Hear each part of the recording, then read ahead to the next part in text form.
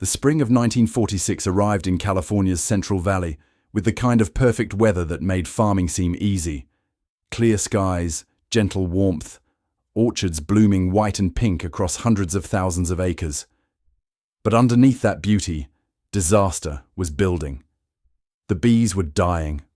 Not slowly, not from disease anyone recognized, but catastrophically, mysteriously, across every major farming region in California. And if someone didn't figure out why, fast. The entire state's agricultural economy was about to collapse. March 1946. A Canadian former POW named James McTavish, just repatriated after 3 years in a German prison camp, is working as a farmhand in Fresno County. He's 28 years old, trying to rebuild a life after losing 3 years to captivity, taking whatever work he can find. And he notices something strange about the beehives on the farm where he's working. They're dying, all of them. The farmer thinks it's normal bee colony collapse, something that happens sometimes, nothing to worry about. But McTavish knows better, because in Stalag 7A, where he spent 2 years as a prisoner, he learned things about bees that are about to save California's economy. And nobody will believe him until it's almost too late. If you want to hear how a Canadian POW's prison camp beekeeping knowledge prevented an agricultural catastrophe that could have destroyed California farming, make sure you subscribe, because this story connects German prison camps, desperate survival, and one man's obsessive attention to detail in ways that changed American agriculture forever. Let me take you back to 1943. James McTavish, Sir Corporal with the Canadian Army, is captured during the Italian campaign. He's processed through the POW system and ends up at Stalag 7A near Moosburg, Germany. It's a massive camp, eventually holding over 70,000 prisoners from multiple nations. Conditions are harsh, but not deliberately brutal. The Germans, at this stage of the war, are still mostly following Geneva Convention rules for POWs. Prisoners get minimal rations, basic shelter, organized work details. It's survivable, but barely. The camp has a peculiar feature, an extensive garden program where prisoners grow vegetables to supplement their rations. And maintaining this garden are beehives, about 30 of them, managed by a German civilian beekeeper who's too old for military service, but who's been contracted to keep the hives productive. The bees pollinate the gardens, produce honey that supplements camp food supplies, and give the German administration something to point to when Red Cross inspectors visit. See? We're humane. We even keep bees. McTavish, before the war, had helped his uncle run a small apiary in Ontario. Just a few hives, hobby-scale beekeeping, nothing professional. But it was enough that when the German beekeeper, a man named Herman who spoke broken English, needed help managing the expanding hive operation, McTavish volunteered. Anything to get out of regular work details. Anything to spend time outdoors instead of in the cramped barracks. Anything to do something that reminded him of home. What starts as work detail becomes education. Because Herman is a master beekeeper, trained in techniques that Canadian beekeepers in the 1930s had never heard of. And he teaches McTavish about bee genetics, about how to recognize diseases, about the subtle signs that indicate when a colony is failing weeks before obvious symptoms appear. And he teaches him about something called Nosema apis, a microsporidian parasite that infects bee gut tissue, that spreads through contaminated water sources that can destroy entire apiaries if not caught early. In Germany, Herman explains, Nosema is constant threat. German beekeepers have learned to watch for it, to test for it, to manage it before it becomes catastrophic. McTavish, with nothing but time in a prison camp, becomes obsessed with the bees. He studies them for hours. He learns to recognize the microscopic signs of Nosema infection, the way infected bees move differently, the subtle changes in hive behavior, is the patterns of die-off that indicate parasitic infection rather than environmental stress. Herman, impressed by McTavish's attention to detail, starts treating him like an apprentice rather than prison labor. They have long conversations about bee biology, about hive management, about the art and science of keeping colonies healthy. For McTavish, it's mental escape from captivity, For Herman, it's someone who actually cares about the bees as much as he does. By 1945, when the camp is liberated, McTavish has spent 2 years learning advanced beekeeping from a German master. He's learned techniques and diagnostic methods that most commercial beekeepers have never encountered. And then he goes home to Canada, gets discharged, and discovers that peacetime Canada has no jobs for ex-soldiers with advanced beekeeping knowledge learned in German prison camps. So he does what thousands of other veterans do. He goes to California, where farms are desperate for workers and asking few questions about qualifications. Spring 1946. McTavish is working on a large orchard operation in Fresno County. Almonds mostly. Thousands of acres requiring pollination from commercial bee operations. And the bees are dying. Not just on this farm, on every farm in the region. Colony after colony collapsing. Beekeepers are panicking because they can't figure out what's wrong. The symptoms don't match anything in American beekeeping literature. It's not mites. It's not environmental. The bees just die. Slowly weakening, then abandoning hives, then collapsing entirely. McTavish watches the die-off and recognizes immediately what he's seeing. It's nosema, classic presentation, the exact pattern Herman taught him to identify. But when he tries to tell the farmer, the response is dismissive. Kid, I've been keeping bees for 20 years. This isn't disease. This is just bad luck. Colonies fail sometimes. McTavish tries to explain about Nosema apis, about how German beekeepers test for it, about how it spreads through contaminated water sources. The farmer waves him off. We don't do things the German way here. This is America. But the die-off continues.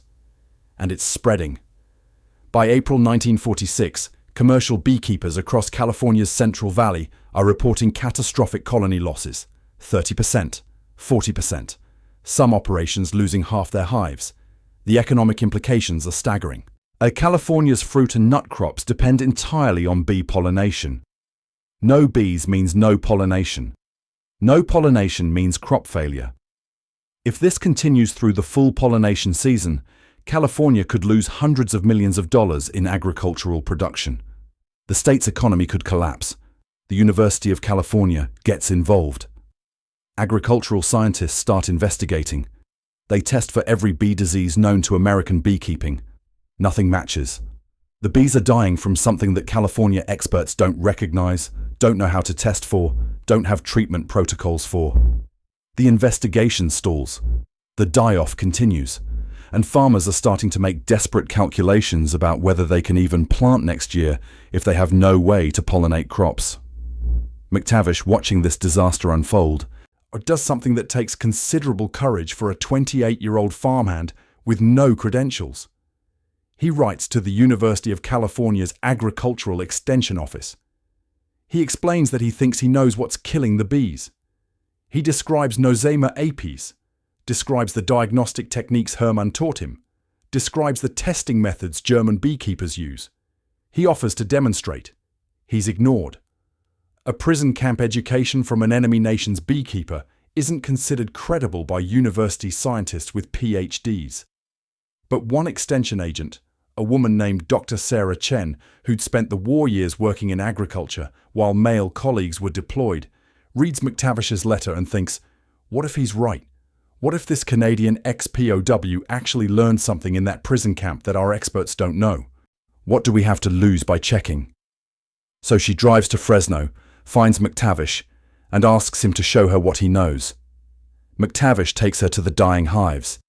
He shows her how to identify infected bees by their movement patterns, by the subtle trembling that indicates nosema infection, by the way they abandon foraging behavior. He describes how Herman would test for the parasite using microscopy techniques, taking bee gut tissue, preparing slides, looking for the distinctive spores of Nosema apis. Dr. Chen, watching this farmhand describe parasitology that most American beekeepers have never heard of, realizes she's listening to someone who actually knows what he's talking about. They test, using Herman's methods, using microscopy equipment borrowed from the university, using the diagnostic protocols McTavish learned in Stalag 7A. They find it. Nosema apis spores in the gut tissue of dying bees. Widespread infection across multiple hives, multiple farms. It's exactly what McTavish said it was. The parasite exists in American bee populations. It had always existed. But California's intensive agriculture, with thousands of hives concentrated in small areas sharing water sources, had created perfect conditions for epidemic spread. And American beekeepers, who'd never encountered this level of infection, didn't know what they were looking at. Dr. Chen immediately escalates to university leadership and state agricultural authorities. She brings McTavish with her, and there's resistance, not from scientific skepticism, but from pride. The idea that a Canadian farmhand with prison camp training has diagnosed something that University of California experts missed is embarrassing. The idea that German beekeeping techniques are superior to American ones is politically uncomfortable in 1946 when anti-German sentiment is still intense. McTavish has to demonstrate his diagnostic methods multiple times, has to show professors how Herman taught him to identify infections, has to prove that he's not just guessing. But the evidence becomes undeniable. The dying bees have nosema. The testing methods work. And McTavish knows treatment protocols, not cures, but management techniques that can limit spread, that can save hives if implemented quickly, that German beekeepers have been using for decades. The university, swallowing its institutional pride, he starts implementing his recommendations. Hive separation to prevent contamination. Water source decontamination. Removal of infected colonies before they spread parasites to healthy ones. Testing protocols to identify infections before they become catastrophic. The intervention works. By late spring 1946, the die-off stabilizes. By summer, it's reversing. Bee populations start recovering. California's pollination season is saved, not completely, losses are still significant, but the catastrophic collapse that seemed inevitable is prevented. Crops get pollinated. The agricultural economy survives. And it happens because one Canadian POW spent 2 years in a German prison camp, learning beekeeping from a master who taught him to recognize a parasite that American experts didn't know to look for. McTavish becomes briefly famous. Newspapers run stories about the POW who saved California's bees.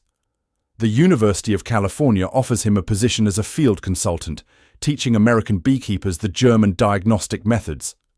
He spends the next 2 years training commercial operations, demonstrating Herman's techniques, spreading knowledge that fundamentally changes how American agriculture manages bee health. By 1948, nosema testing is standard practice in California beekeeping. The techniques McTavish learned in Stalag 7A have become industry standard. But McTavish doesn't stay in the spotlight.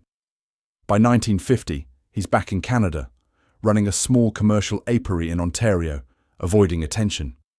When asked about his role in saving California agriculture, he deflects credit. "I just remembered what Herman taught me.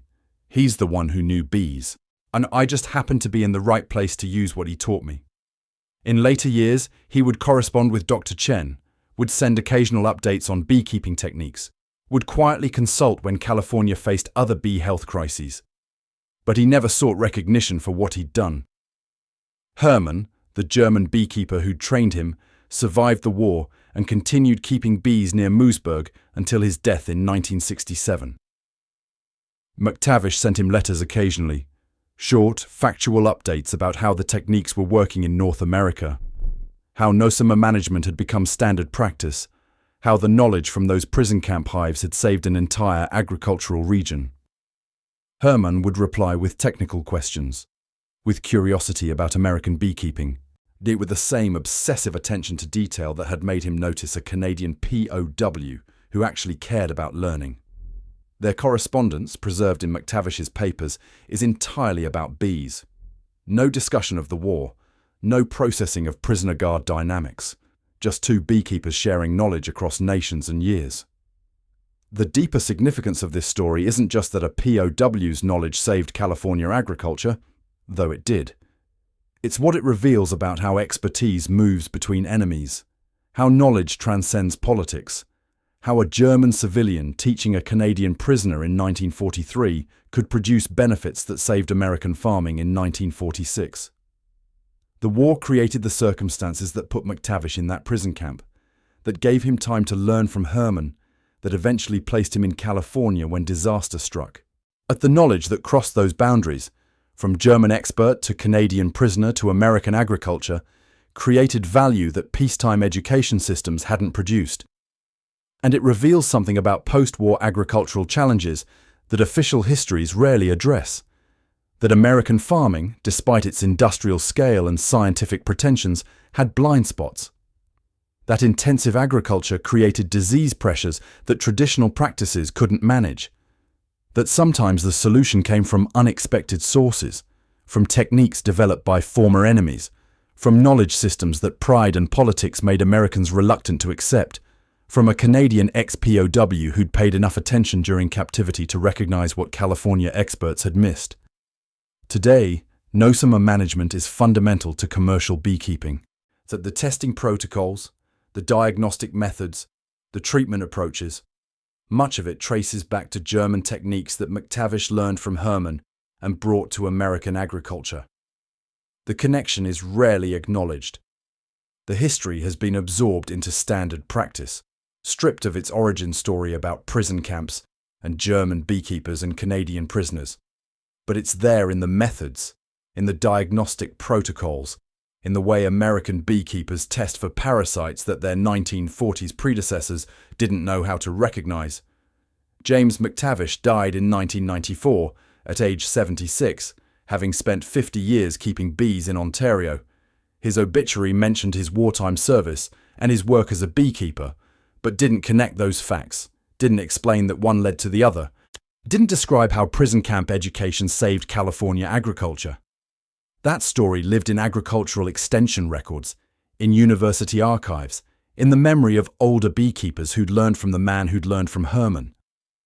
It's one of those historical footnotes that seems too specific to be important, until you realize that it changed an entire industry, saved an entire region's economy, and demonstrated that even in war, knowledge builds bridges that outlast the conflicts that created them. The Canadian POW who knew about bees didn't just rescue a California valley. He proved that expertise has no nationality, that learning happens in unexpected places, and that sometimes salvation comes from paying attention to the lessons that circumstances, even terrible circumstances like prison camps, make available to those willing to learn.